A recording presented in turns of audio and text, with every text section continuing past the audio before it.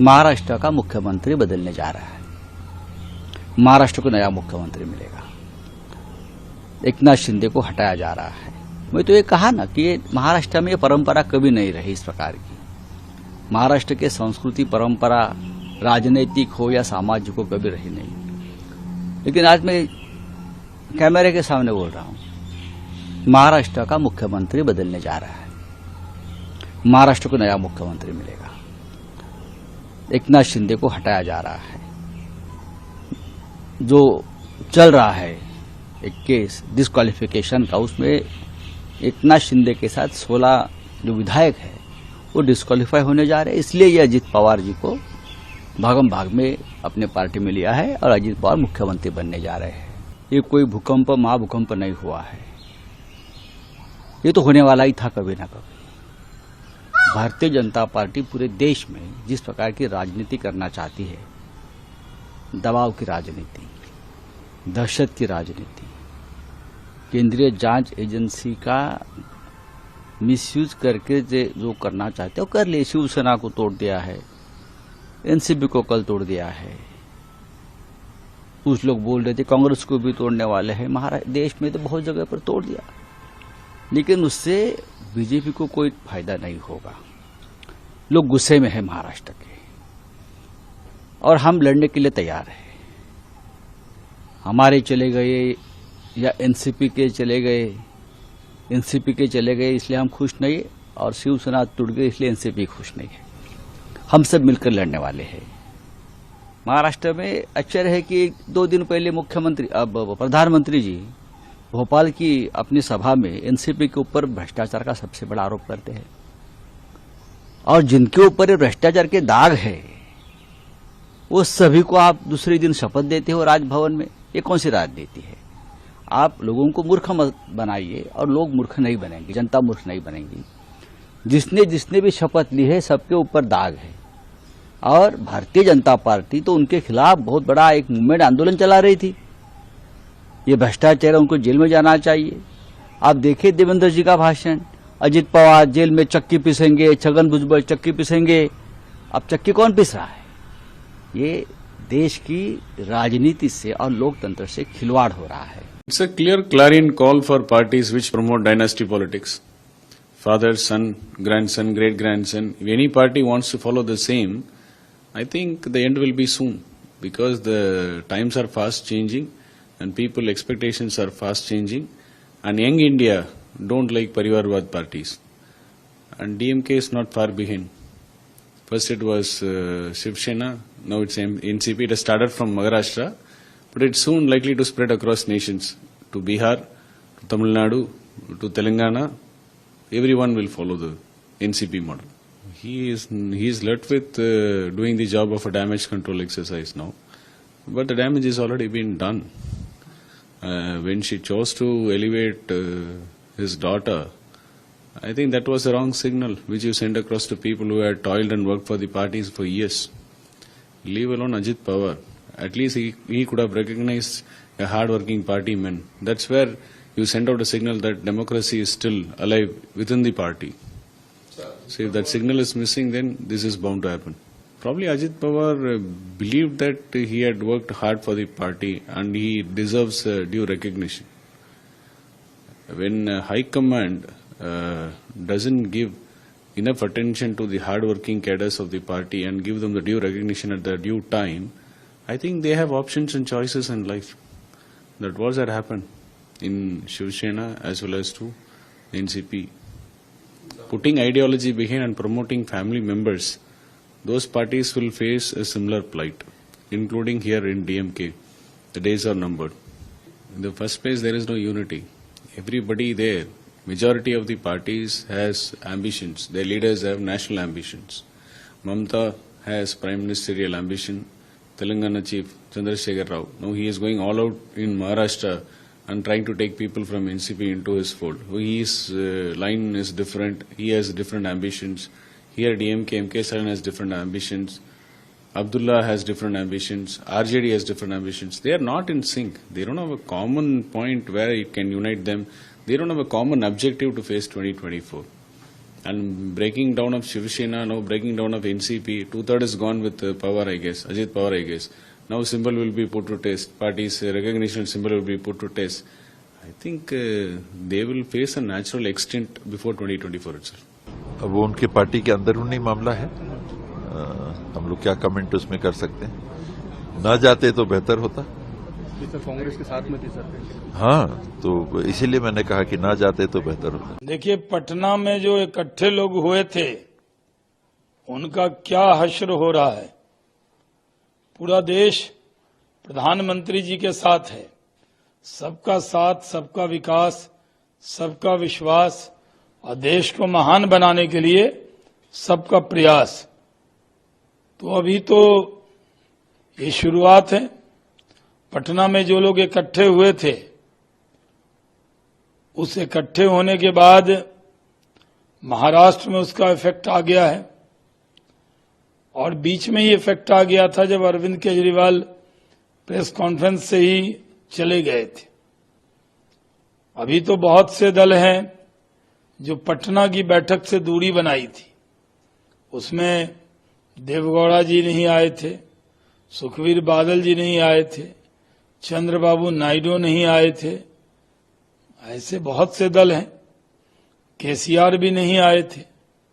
तो ये तो खाना पूर्ति थी, लेकिन उसका विपक्षी एकता के नाम पर जो सौगंध ले रहे थे लोग, उनको आज सही संदेश चला गया होगा। पूरा देश प्रधानमंत्री नरेंद्र मोदी जी के साथ है। देश आगे बढ़ना चाहता है और देश का सौभाग्य है कि प्रधानमंत्री नरेंद्र मोदी जी जैसे नेता देश को मिले हैं, जो दुनिया के नेता हैं। उसको भारत के हर दल अपना भी नेता माने, क्योंकि प्रधान भले वो भारतीय जनता पार्टी के हों, लेकिन देश के नेता हैं, दुनिया के नेता हैं और भारत को विश्व गुरु वही बनाएंगे।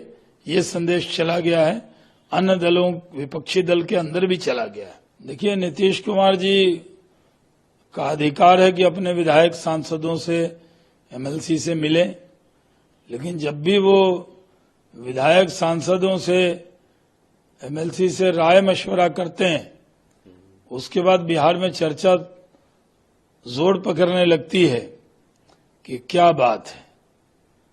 ऐसे तो पटना में रहते हैं, जो भी उनके विधायक हैं रोज मिल सकते हैं अगर वो अपॉइंटमेंट दे तो। लेकिन जिस तरह से जदयू राजद के विधायकों के अंदर भी रस्साकशी है, कांग्रेस पार्टी राहुल गांधी जी से पैरवी भी करा ली, अभी तक मंत्रिमंडल में जगह नहीं मिला। राजद में कोटे के कई विभाग खाली हैं और विधायकों में इसको लेकर काफी चर्चा है कि आखिर ये भरे क्यों नहीं जा रहे। तो ये उनका विषय है, हमें इसमें। पवार साहब और आदरणीय अजय दादा, ये दोनों पुणे शहर से ही इस राज्य में और देश में राष्ट्रवादी कांग्रेस पार्टी को रिप्रेजेंट करते हैं। एक है कि पुणे के सारे कार्यकर्ता पहले से आदरणीय पवार साहब और आदरणीय अजय दादा जी से थे, कल भी थे, आज भी है।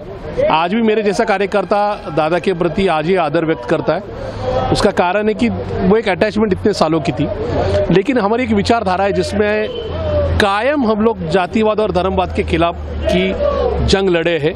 हम ये चाहते कि सांप्रदायिकता यहाँ पर ना फैले और इसलिए पवार साहब की विचारधारा को मानते हुए हमने इतने साल का हमारा पॉलिटिकल सफ़र तय किया है। उसके होने के बावजूद आज कल जो अजय दादा जी ने बीजेपी की सरकार के साथ शामिल होने का निर्णय किया, उसके बाद हमने हमारे सारे कार्यकर्ता ने पुणे में पवार साहब के साथ रहना पसंद किया है। जी, आज भी पुणे के सारे कार्यकर्ता राष्ट्रवादी कांग्रेस पार्टी यानी पवार साहब के साथ है और कल भी रहेंगे। हमारी मोदी जी के और भाजपा आरएसएस के खिलाफ की जंग हमेशा कायम रहेगी। आप अपने सारे कार्यकर्ताओं को लेकर यहाँ पे पहुंचे हैं पवार साहब के घर पे, क्या प्लान है? आप यहाँ से सतारा हम लोग जाएंगे, जहाँ पे स्वर्गीय deputy prime minister Yashwantrao Chavan साहब की उनका समाधि स्थल है, वहाँ पर हम लोग जाके नतमस्तक होंगे उनका आशीर्वाद लेके फिर आगे की जंग लड़ने की ताकत, उसकी ऊर्जा ज़रूर मिलेगी। और इसीलिए सैकड़ों हज़ारों कार्यकर्ता पवार साहब के साथ सातारा जाने के लिए भी तैयार है। पवार साहब से आपकी कुछ बात हुई? पवार साहब के साथ मेरी कल बात हुई। पवार साहब को मैंने कहा कि मैं और सारे कार्यकर्ता आपके साथ हैं और इस सारे लड़ाई में यहाँ पर कोई हिचकिच मन में नहीं है, ना ही कोई दुविधा है। ज़रूर ये लड़ाई लड़ेंगे और जीतेंगे। So technicalities, you will understand it today and tomorrow. But what I feel is more than technicalities, what is important is where the Karyakartas are and where the people of Maharashtra are.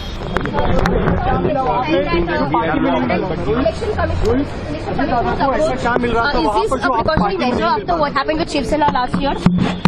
Sorry, I didn't understand. We saw that election commission is being approached. Is this a precautionary measure being taken after what happened with Shiv Sena last year? See, to some extent, you need to understand what the process is, how the system works, and you have to follow the system. I think that could be the part of it. As far as your question is concerned, what I would say is not about the person. It's about the thought process what we have.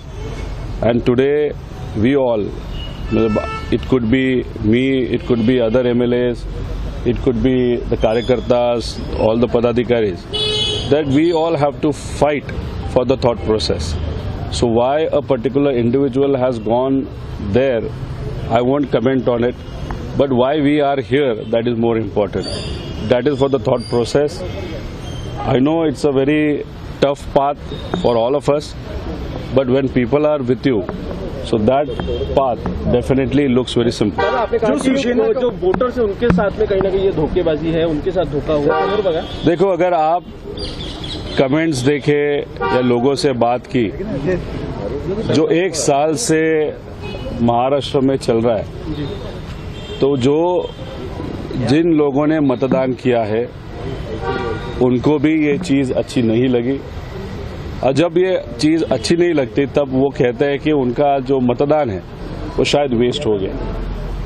हम भी नए आमदार हैं, पहली बार राजनीति में आए हैं, तो कभी कभार हमको भी लगता है कि राजनीति में आने के बाद हमने गलती की क्या।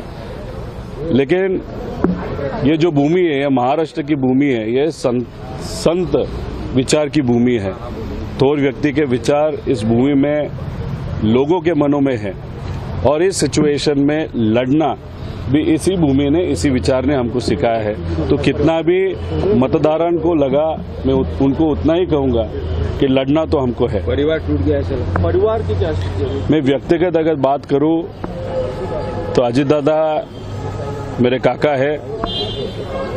व्यक्तिगत जीवन में जब भी वो मिलेंगे तब वही आदर मन में रहेगा। राजनीति जो है वो राजनीति के लेवल पे है, लेकिन व्यक्तिगत जीवन में वो मेरे काका ही रहेंगे। और मैं यही भी कहता हूँ कि उन्होंने राजनीति हो या व्यक्तिगत जीवन में बहुत मदद मुझे भी की है, और ये जो मदद है वो व्यक्तिगत जीवन में वो मैं कभी भूल नहीं पाऊंगा। लेकिन जब हम लड़ते हैं, जब राजनीति में काम करते हैं, तो एक थॉट प्रोसेस से जाते हैं। वो थॉट प्रोसेस भी बहुत इंपॉर्टेंट है, ऐसे मेरे जैसे कार्यकर्ता को लगता है। When a party worker is constantly working and does not get what he wants, he feels dejected, which is what has happened with Ajit Pawar. So what do you? Who said that? Eknath Shinde has said that yesterday. I think Eknath Shinde sahab would have very different issues to worry about. So he should think about his party first now. As far as Dada is concerned, or if you look at other people who have indirectly joined BJP to some extent, so most of them have enjoyed different posts for a very long time.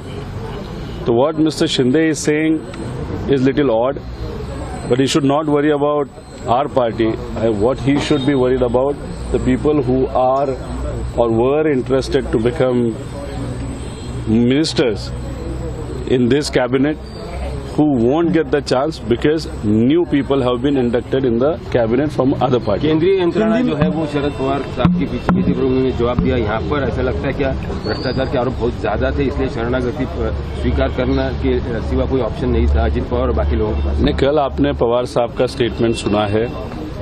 वो statement सुनने के बाद जो लोगों को और आपको लगता है वो शायद एस्टेब्लिश हो गया, ऐसे मुझे लगता है। पार्टी और संख्या बल किसके पास है? तो 2-3 दिन में समझ में आ गया। अभी तक कोई आंकड़ा क्लियर हो पाया कि कितने दादा के साथ गए, कितने पवार साहब के बड़े साहब के साथ? आपको 2 दिन में वो पता चलेगा। जो भी निर्णय है उनका व्यक्तिगत निर्णय है, या जिन लोगों ने भी ये निर्णय लिया है सब अपने व्यक्तिगत तौर पे निर्णय लिया है। इसका पार्टी से कोई लेना देना नहीं है। और इन्होंने हम सिर्फ एक ही बात बोलना चाहते हैं, the whole party is standing with Pawar साहब, और पवार साहब के बिना कोई भी एनसीपी नहीं है और कोई नहीं हो सकता है। The whole country and the whole state of Maharashtra, the people of Maharashtra are strongly standing with Pawar साहब। इससे जो भी ये निर्णय लिया गया है एनसीपी का कोई लेना देना नहीं है, हमारा कोई लेना देना नहीं है।